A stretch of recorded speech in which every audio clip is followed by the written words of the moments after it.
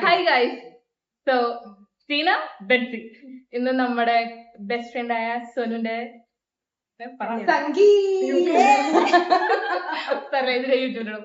സംഗീതാണ്. So അതിന്റെ വിശേഷങ്ങളായിരിക്കും ഇനി കുറച്ച് ദിവസം. ഇനി ഫുൾ കല്യാണങ്ങൾ.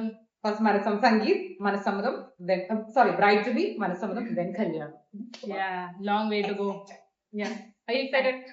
Of course. അപ്പൊ ഇനി കല്യാണ പെണ്ണിന് ടു ബി കല്യാണ പെണ്ണിനെയും കൂടി നമുക്ക് കാണിച്ചു തരാം. എന്തെങ്കിലും പറയാനുണ്ടോ? ഇല്ല. Okay, bye guys. And here comes a beautiful bride to be Sonu. Like she was really gorgeous that day. Dress, accessories, എല്ലാം like was on point ആയിരുന്നു. സൂപ്പർ ആയിരുന്നു കാണാൻ.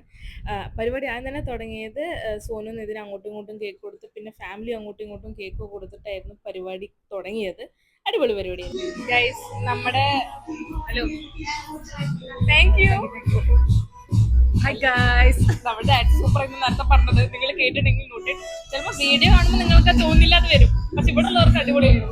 അത് മതി. നമുക്ക് ഇവിടെ വൈബാക്കാൻ എല്ലാവരും പറഞ്ഞു അത് മതി. നമുക്ക് ഇവിടെ വൈബാക്കുക. അല്ലാതെ സ്റ്റെപ്പ് ആരും തെറ്റിച്ചു, ആരൊക്കെ നേരെ കളിച്ചു ഒന്നല്ല. വൈബ് അത് മതി. സ്റ്റെപ്പ് ഒരുപോലെ കളിക്കുന്നതിലല്ല ഡാൻസ്. അതല്ല സ്റ്റെപ്പ് പലരും പല തരത്തിൽ കളിക്കണം. അതാണ് ഡാൻസ്.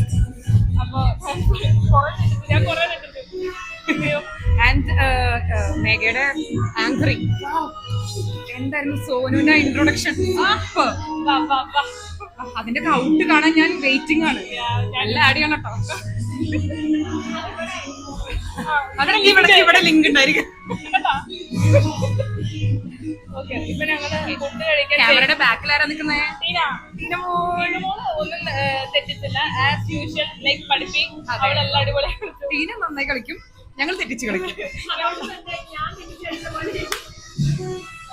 ഓക്കെ, അപ്പൊ അത്രേ ഉള്ളൂ. ഇനി ഫുഡ് കഴിക്കണം, വീണ്ടും തുള്ളണം. ശരിക്കും ഞങ്ങള് ഇവിടെ പാട്ട് വെച്ചിട്ടുണ്ടായിരുന്നു. അപ്പൊ ഞങ്ങൾ വെറുതെ ഞാനാണ് ആങ്കറിങ് ചെയ്തുകൊണ്ട് ഞാൻ സോനുന്റെ അനിയത്തിനുണ്ട് ആങ്കറിങ് ചെയ്തത്. അപ്പൊ അതുകൊണ്ട് മൈക്ക് ഏകദേശം എന്റെ കയ്യിൽ തന്നെയായിരുന്നു.